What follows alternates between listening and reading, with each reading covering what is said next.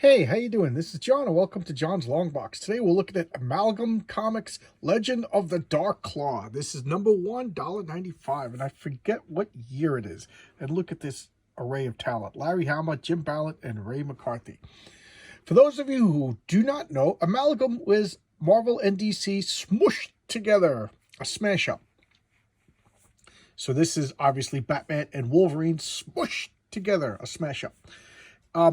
Marvel and DC both had like a hit in sales in the late 90s. So they did, I thought, a pretty clever little scheme. You know, sometimes a gimmick works. And what they did was they combined, they started out with Marvel versus DC. And what they did was they would have like Captain America and fighting Batman, and, you know, Iron Man fighting Superman. I forget exactly who. But Hulk fighting Superman and everything like that. And it was everything the fans wanted. And then they got the idea of, let's have like the two universes merge, and they made like, you know, a bunch of comics. And I didn't think they were that good. This is the best of all the Amalgam, if you ask me. Most of them are they became like Image comics. Not too good. So here we got Sega, and here we got the edition. I forget what year this is. 1996. So April 1996. And here we got a nice little splash page over there. Doesn't this this is such 90s. This kind of reminds me more of DC in the 90s and a little bit more Image, but look at that. So we got, this is Wolverine and Batman smushed together. I don't know why I'm doing that with my fist. And so it just starts out, stories going on. We got Darkclaw fighting the hyena. And the hyena is the Joker, and I do really, for the life of me, don't know who he's. It's probably the Joker and Sabretooth. Yeah, there you go, Joker and Sabretooth, and it's just pretty bloody. You know, I always got a kick out of not really a kick. I always thought it was odd how Wolverine is basically Stab Man, and there's no blood in Wolverine comics. You know, but here we got blood showing up, and I think it's because they knew Marvel and DC, you know, it wasn't going to be around so much longer. So here we got some blood.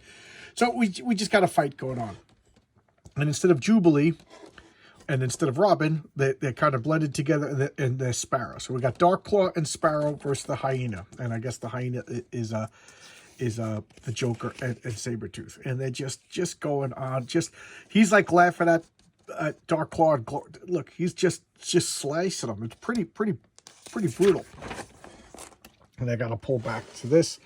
So we got just a double page spread. It's a splash page and a double page spread. Double page spread is obviously when it spreads over 2 pages of them just battling it out. And let's look at the credits. We got Larry Hama, Jim Ballant, and Ray McCarthy, colorist Pat Garey, and letterer Bill Oakley.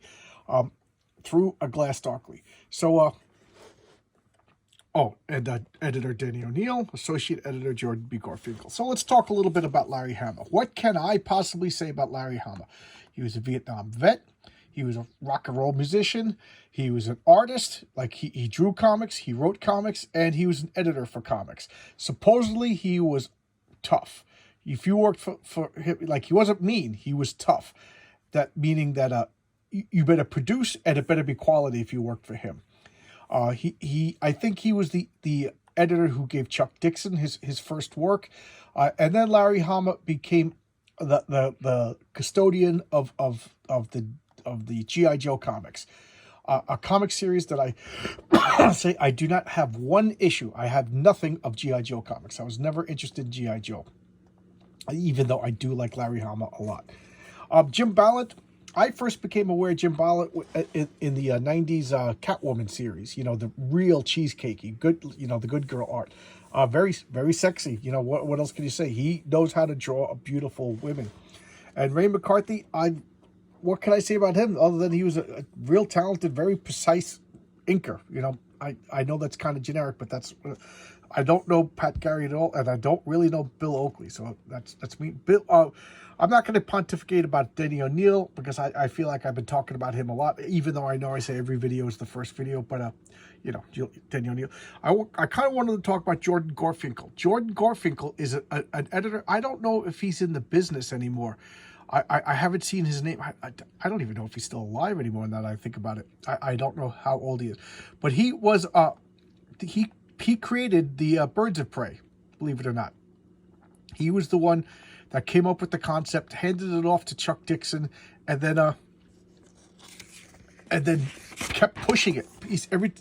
As Chuck Dixon said, every time there was a gap in DC schedule, he'd be like, "We could do a Birds of Prey one shot, and that'll explain why the Birds of Prey, like before the ongoing series, there was a bunch of bizarre little one shots."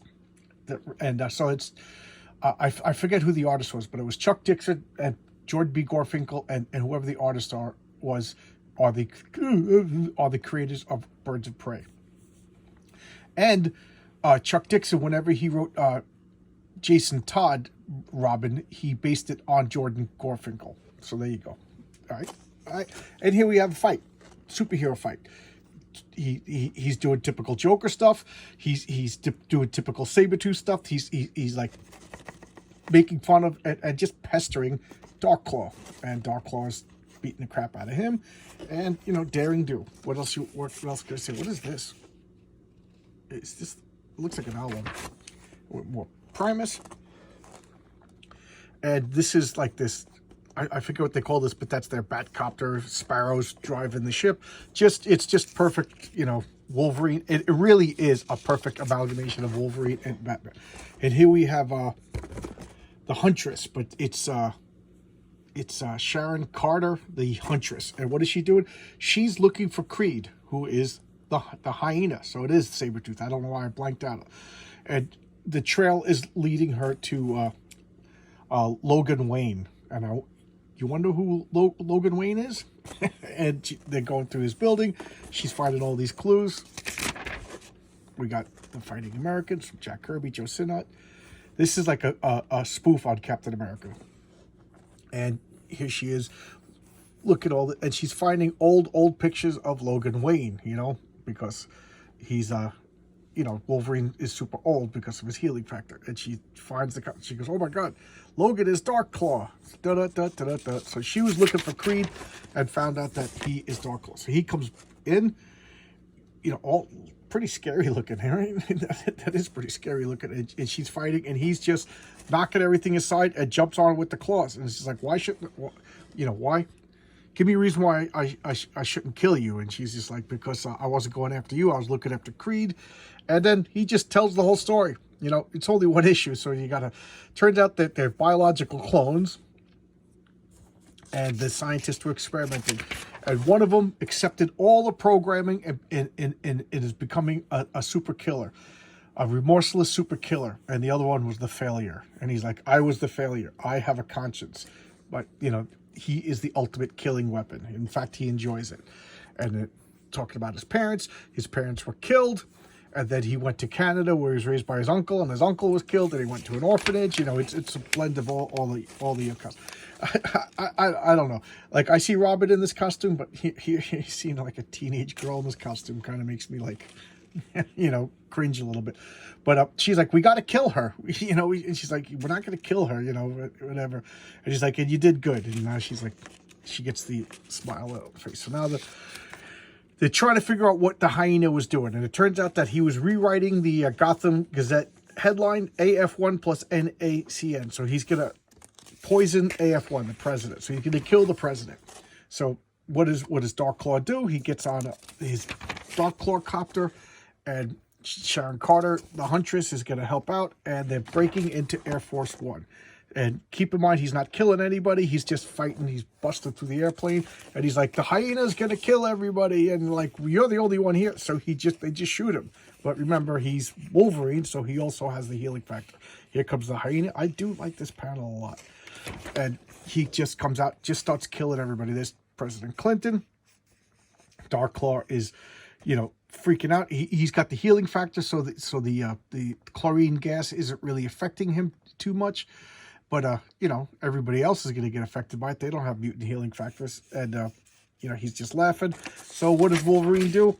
He cuts through the hull, and the explosive decompression sucks out the two supervillain, the supervillain, the superhero, and all the chlorine gas. And now they're going to fall to their death. but Sparrow comes with the Darkclaw copter and saves the day. Next issue, this claw, this crossbow. And I don't know if there is another. I do know that they have like a goof on the Batman Adventures, so it looks like the animated series. And that's it. Just two issues.